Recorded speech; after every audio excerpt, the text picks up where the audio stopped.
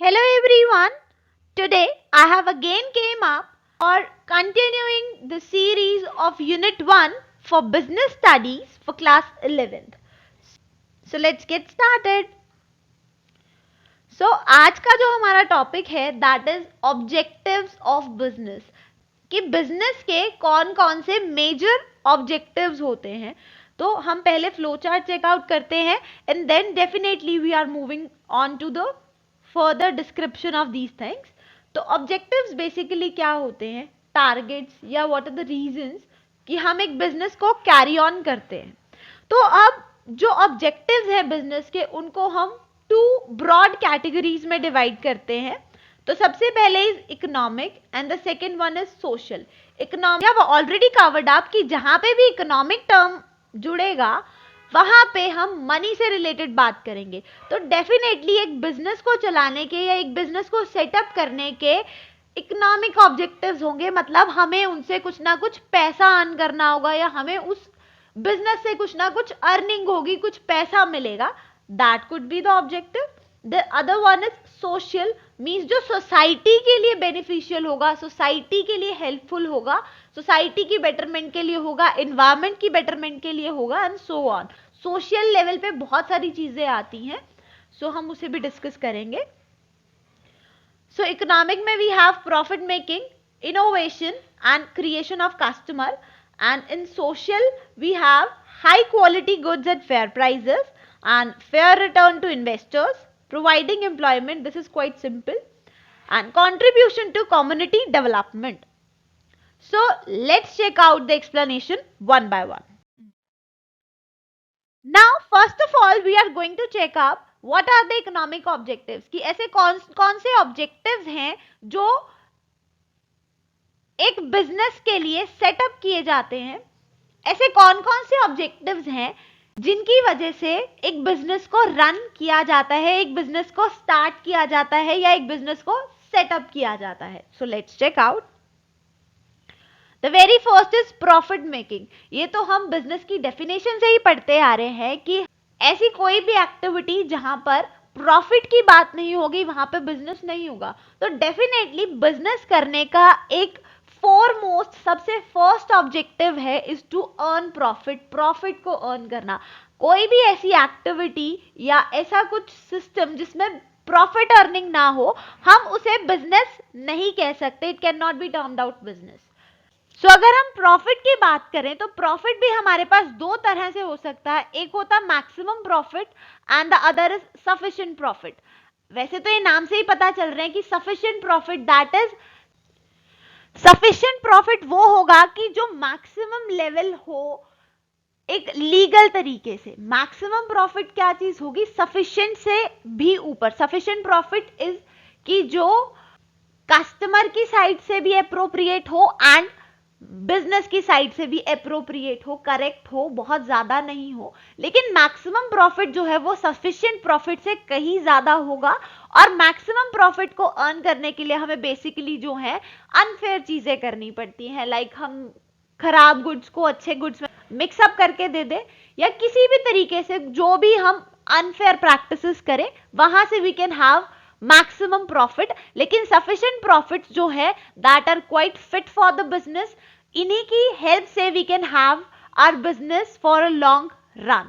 हम long survival अपने business का setup just by sufficient profit कर सकते हैं. लेकिन अगर एक बिजनेस एक टाइम पे मैक्सिमम प्रॉफिट अर्न करना चाहता है, वो कर भी रहा है, तो वो बिजनेस जो है डेफिनेटली लॉन्ग टर्म तक सर्वाइव नहीं करेगा क्योंकि उससे कस्टमर्स जो है वो शिफ्ट हो जाएंगे to some other. Then we have is creation of customer. It is also an economic objective कि हम अपने कस्टमर्स को क्रिएट करें. बिजनेस सिर्फ ऐसा नहीं कि अगर कोई 100 पार्टीज उस बिजनेस से डीलिंग करती हैं तो दैट आर सफिशिएंट. नो, चाहे बिजनेस स्मॉल लेवल पे है चाहे लार्ज लेवल पे है, हर बिजनेस अपने कस्टमर्स को क्रिएट करना चाहता है कि जो कस्टमर्स हैं उनको तो बना के रखना है ही, प्लस और एडिशंस भी लेके आनी है. अपना मार्केट शेयर बढ़ाते जाना, मतलब नंबर ऑफ कस्टमर्स को बढ़ाना या और उनको क्रिएट करना कस्टमर्स को. That is also economic objective of the business. जैसे जैसे ज्यादा कस्टमर्स अट्रैक्ट होंगे उसी वजह से वैसे वैसे ही ज्यादा से ज्यादा प्रॉफिट मेकिंग होगी। अब कस्टमर्स ऐड होंगे तो बिजनेस की भी रिस्पॉन्सिबिलिटी बढ़ेगी, जितने ज्यादा लोग ऐड होंगे उतनी ज्यादा उन्हें कस्टमर सेटिस्फैक्शन पे ध्यान देना पड़ेगा, and that is very important for a business to satisfy his customers, क्योंकि अगर कस्टमर सेटिस्फाई नहीं है तो the person or the customer will switch to some other business to satisfy his or her needs. कि customer जो है he is a rational person, वो अपनी नीड्स को ऊपर रखेगा, अपनी नीड्स को सेटिस्फाई करने के लिए वो स्विच कर सकता है बिजनेस को, और वो स्विचिंग जो है एक बिजनेस से दूसरे बिजनेस पे उस बिजनेस को नुकसान करेगी। तो दैट्स वाई बिजनेसेस जो हैं वो अपने कस्टमर को क्रिएट तो कर रहे हैं, नए कस्टमर्स बना रहे हैं, और पिछले वाले जो हैं उन्हें भी बना के रखने का काम करते हैं। That comes under economic objective. Then we have is innovation. Innovation we know creating something new. जब हम किसी चीज को नए को बनाते हैं that is innovation. तो अब जैसे हमें पता है कि हमारी इकोनॉमी डेवलपिंग इकोनॉमी है जिसमें बार बार डेवलपमेंट्स आ रही हैं या बहुत ज्यादा चेंजेस आ रहे हैं, हमारी होल वर्ल्ड में होल सिनारियो कंप्लीटली चेंज हो रहा है, और इतनी एडवांसमेंट्स जो हैं आती जा रही हैं, उन एडवांसमेंट्स के साथ कोप अप करना, उन एडवांसमेंट्स के साथ मैच अप करना बिजनेस के लिए जरूरी है, और उसके लिए बिजनेस को जो है इनोवेशन देखना पड़ेगा, मतलब नए आइडियाज लेकर के आने पड़ेंगे कि किस तरीके से कस्टमर को सेटिस्फाई किया जाए। फॉर एग्जाम्पल पहले जस्ट टूथपेस्ट आते थे, नॉर्मल सिंपल वाइट टूथपेस्ट आते थे, लेकिन जैसे ही लोगों में जो है थोड़ी सी एडवांसमेंट आई, उनको नॉलेज आई कि इनमें भी वैरायटीज हो सकती हैं, कुछ आयुर्वेदा की हो सकती हैं, कुछ हर्बल हो सकती हैं, नाउ जो है ऑर्गेनिक ट्रेंड चल रहा है बहुत ज़्यादा, तो कस्टमर्स जो है उनकी डिमांड्स बढ़ गई हैं, तो उसके हिसाब से बिजनेस को भी अपने प्रोडक्ट में एडवांसमेंट लानी पड़ी। पहले सिर्फ वाइट पेस्ट आता था प्लेन वाइट, लेकिन उसमें क्रिस्टल्स आ गए, उसमें लाइक आयुर्वेदा का टच दिया, उसमें आगे हर्बल टच दिया, ऑर्गेनिक दिया, लाइक मल्टीपल्स ऑफ थिंग्स। तो ये सब चीजें कहाँ से आई? ये सब चीजें इनोवेशन से आई, और ये इनोवेशन जो है बहुत जरूरी है एक बिजनेस को अडॉप्ट करना, या बिजनेस को इनोवेशन करना पड़ता है to cope up with the changing demands and needs of the customers. क्योंकि अगर टाइम चेंज होगा तो कस्टमर की डिमांड चेंज होगी, कस्टमर डिमांड करेगा तो बिजनेस को वो डिमांड फुलफिल करनी पड़ेगी, और अगर बिजनेस ऐसा नहीं कर पाता है तो बिजनेस आगे सरवाइव नहीं कर पाएगा, बहुत लंबे टाइम तक तो डेफिनेटली नहीं, शॉर्ट रन में बेसिकली कुछ बिजनेसेस सरवाइव कर जाते हैं, कुछ नहीं। So now we are having the social objectives. The very first is high quality goods at fair prices. अब जैसे सोशल ऑब्जेक्टिव्स का नाम समझ आ रहा है हमें कि वो सोसाइटी या मोरल लेवल पे अच्छे होने चाहिए। अब मोरल लेवल पे कैसे अच्छे होंगे? सबसे पहले तो फेयर प्राइसेस हो, मतलब एक्स्ट्रा प्राइस चार्ज ना करें हम, जो भी नॉमिनल और नॉर्मल प्राइस हैं वो ही चार्ज किए जाए, एक्स्ट्रा या बहुत ज्यादा प्राइसेस किसी चीज के चार्ज ना किए जाएं।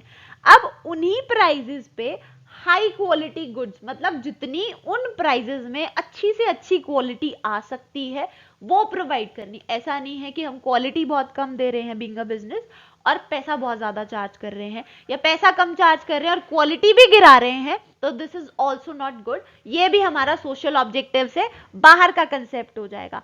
अब ये केस जो है, मतलब किस तरीके से हम हाई क्वालिटी गुड्स को प्रोवाइड कर सकते हैं, जब हम कोई भी माल प्रैक्टिस कैरी आउट नहीं करेंगे, मतलब हम कोई भी गलत प्रैक्टिस जो बिजनेस से रिलेटेड हो, जैसे कि एडल्ट्रेशन, मतलब या दो डिफरेंट क्वालिटी की चीजों को मिक्स करके दे दिया और एक क्वालिटी बता दिया, मतलब अच्छी क्वालिटी के सामान में बुरी क्वालिटी का सामान मिक्स करके और उसे अच्छी के प्राइसेस पे बेच दिया, दैट इज एडल्ट्रेशन। होर्डिंग करना, मतलब अपने पास गुड्स को स्टॉक करके रखना और जैसे ही प्राइसेस राइज हो उस टाइम पे गुड्स को मार्केट में लेकर के आना और हायर प्रॉफिट अर्न करना, this is also one of the mall practices. तो ये सब चीजें एज पर सोशल ऑब्जेक्टिव्स एक बिजनेस को नहीं करनी चाहिए, क्योंकि इकोनॉमिक उसको पैसा कमाना है, दैट्स फाइन, बट उसको सोशली भी काम करना है, सोशली भी बेटरमेंट की तरफ जाना है। Then we have is contribution to community development. अब एक बिजनेस के ये भी सोशल ऑब्जेक्टिव्स होते हैं कि वो अपने आसपास के एरिया का, मतलब अपनी आसपास की सराउंडिंग्स का, अपनी कम्युनिटी के डेवलपमेंट की तरफ भी या कुछ ना कुछ कंट्रीब्यूट करे। कैसे किया जा सकता है? लाइक ऑर्फनेजेस खोल दिए, लाइब्रेरीज खोल दी, डिस्पेंसरीज खोल दी, लाइक सोशली लोगों को हेल्प करने के लिए कुछ भी इंफ्रास्ट्रक्चर में चेंज ले आए, that comes under this point. Then we have a fair return to investors, कि हर एक बिजनेस जो है उसके कोई ना कोई इन्वेस्टर्स होते हैं। इन्वेस्टर्स वो लोग होते हैं जो बेसिकली अपना पैसा बिजनेस में डालते हैं और बिजनेस उससे चलता है देन, और प्रॉफिट अर्न होता है बिजनेस को और उन्हें उनका पैसा एक पर्टिकुलर रेट पे वापस मिल जाता है। दोज आर इन्वेस्टर्स जो पैसा इन्वेस्ट करते हैं बिजनेस में।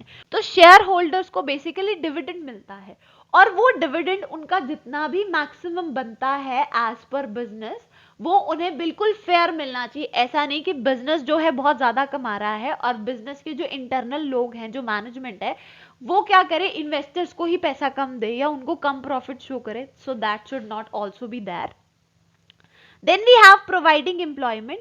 तो ये तो हमें सभी को क्लियर है कि एम्प्लॉयमेंट प्रोवाइड करना भी बिजनेस का एक सोशल ऑब्जेक्टिव होता है, and which a business has to perform.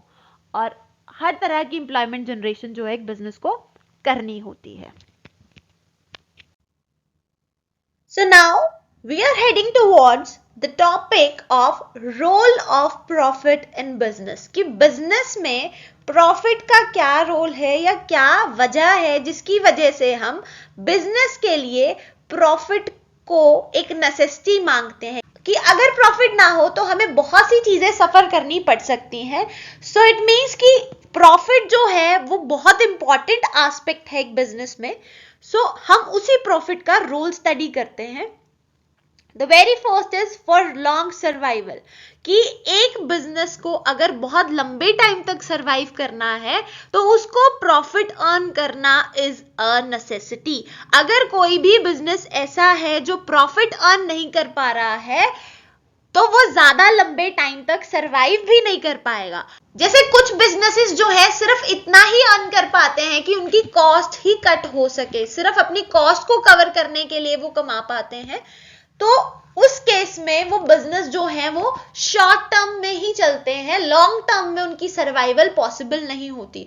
तो किसी भी बिजनेस को अगर लंबे टाइम तक सर्वाइव करवाना है तो आपको वहां से प्रॉफिट्स अर्न करने नेसेसरी हैं। अगर प्रॉफिट्स नहीं होंगे तो बिजनेस का लॉन्ग सर्वाइवल पॉसिबल नहीं है।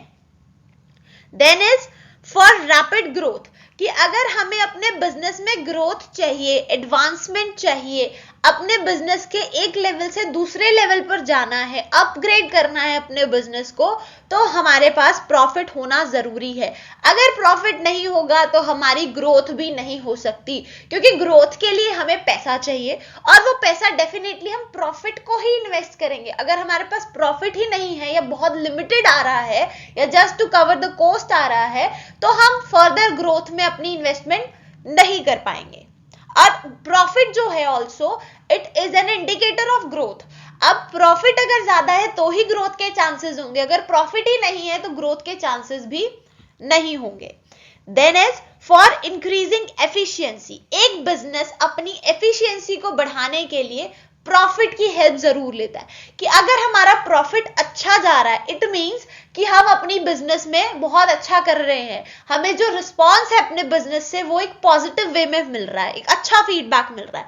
तो जब किसी भी बिजनेस का फीडबैक अच्छा होगा यानी उसका प्रॉफिट अच्छा आएगा तो डेफिनेटली वो बिजनेसमैन ट्राई करेगा या वो कंपनी ट्राई करेगी टू मेंटेन द एफिशिएंसी, कि वो उतने लेवल पे जो है जनता को सामान पहुंचा सके, कस्टमर को सर्व कर सके, सेटिस्फैक्शन फुलफिल कर सके उनकी, and so on. Then is for building prestige and recognition, अपनी प्रेस्टीज और रिकॉग्निशन को बिल्ड करने के लिए भी एक बिजनेस को प्रॉफिट की जरूरत होती है, कि अगर बिजनेस रैपिडली बहुत इंक्रीज कर रहा है प्रॉफिट में, मतलब बहुत जल्दी जल्दी या तो उनका प्रॉफिट इंक्रीज हो रहा है या हर साल जो है वो प्रॉफिट के ही चांसेस आ रहे हैं, उनके पास लॉस अकर नहीं हो रहा, तो it helps in building the business Prestige या रिकॉग्निशन, तो एक बिजनेस को पॉजिटिव वे में रिकॉग्निशन मिलेगी, उसकी गुडविल बनेगी, उसका एक अच्छा नाम होगा मार्केट में, और अगर मार्केट में नाम अच्छा है तो sustenance, life of the business is more.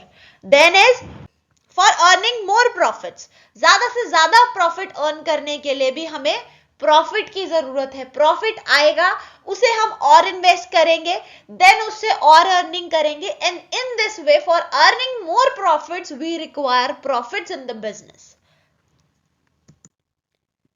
So that's it from my side. I hope you understood it well. And if you guys have any query, any doubt, you can let us know in the comment section below. We'll definitely try to respond your query as soon as possible. And I'll be coming up with more such videos. Till then, stay connected. Good luck.